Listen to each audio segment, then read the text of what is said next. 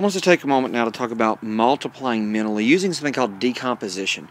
Decomposition is really just breaking numbers, sometimes complex numbers, down into easier parts so we can do them with better methods. And so the first one I want us to look at, I'm going to call this problem A, is going to be 45 times 3. And we're going to do this without using the vertical method, but the way we do it is really just going to be able to be by recognizing that 45 is really 40.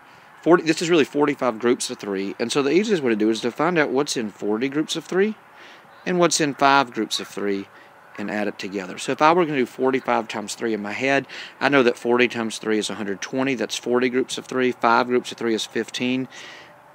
So I have together 45 groups of 3, and when I add them together, I get that the answer is 135. I don't need to go through the complicated vertical method to do that. I can do that one quickly and in my head. And so if we can do 45 times 3 so easily, let's use what we learned about tens to try another one. Let's try this. Is going to be problem B.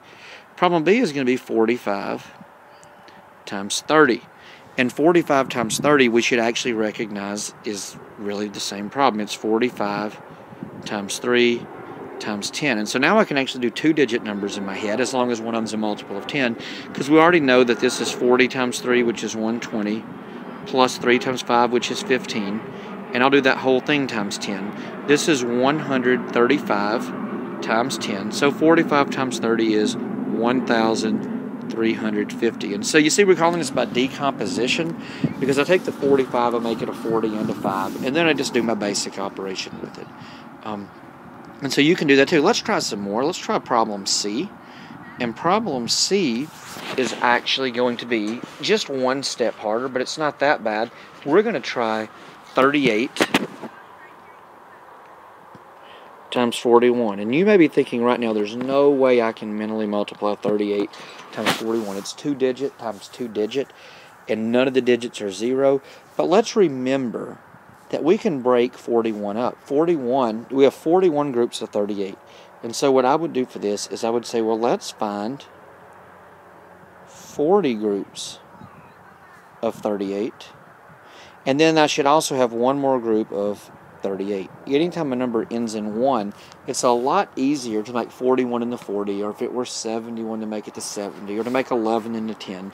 And we can just add the extra group back on. And so we have 38 times 40. I recognize that this is going to be 30 times 4 plus 8 times 4. That's how I would do 38 times 4.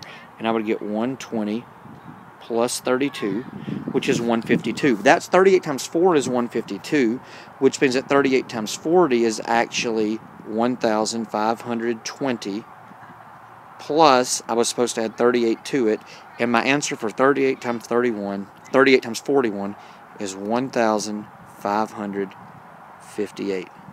And so let me do this. Let's take time to do this. Let me give you a problem like that, and you can pause the video and try it on your own. We'll try problem D. And for problem D, we'll make the problem 26 times 21. Why don't you pause the video and see if you can do the problem without setting it up vertically. Okay, I hope you paused it and tried that. Let's look at how we would do 26 times 21. I would do 26 times 20. That's 20 groups of 26 plus the extra 26 I dropped off. Now 26 times 20 is 26 times 2, really. There's more than one way to do this. Some of you just recognize 26 times 2. You know that 25 times 2 is 50, so 26 times 2 has to be 52. If you didn't know that, you could actually say this is 20 times 2 plus 6 times 2.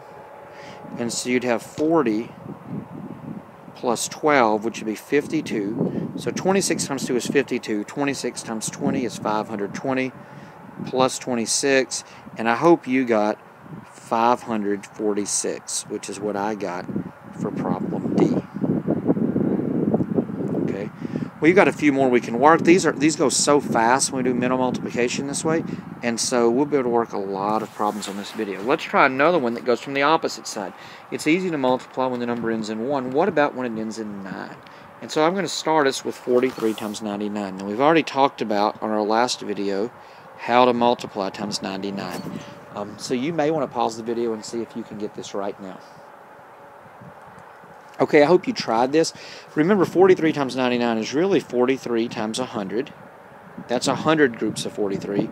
Take away one group of 43. And so all I have to do is 4,300 minus 43, which gives me 4,257. Okay. But we can also do this. I'm about to give you problem F. Problem F is not going to be times 99, but it is going to end in a 9. So let's take a look at problem F, because I think you should be able to do this too. We're going to try, and this is our last problem on this video, I want you to try 76 times 49. Why don't you pause it, see what you can come up for how to do this video, and then we'll work it together. Okay, I hope you've tried the video. I hope you've tried the problem. Now let's look at the steps I would go through to solve this problem. I would say that this is the same as 50 groups of 76. Take away one group. That'll give me 49 groups. So it's 76 times 50. Take away 76. Now 76 times 50 is 76 times 5 is 70 times 5 plus 6 times 5, which is 350 plus 30, which is 380.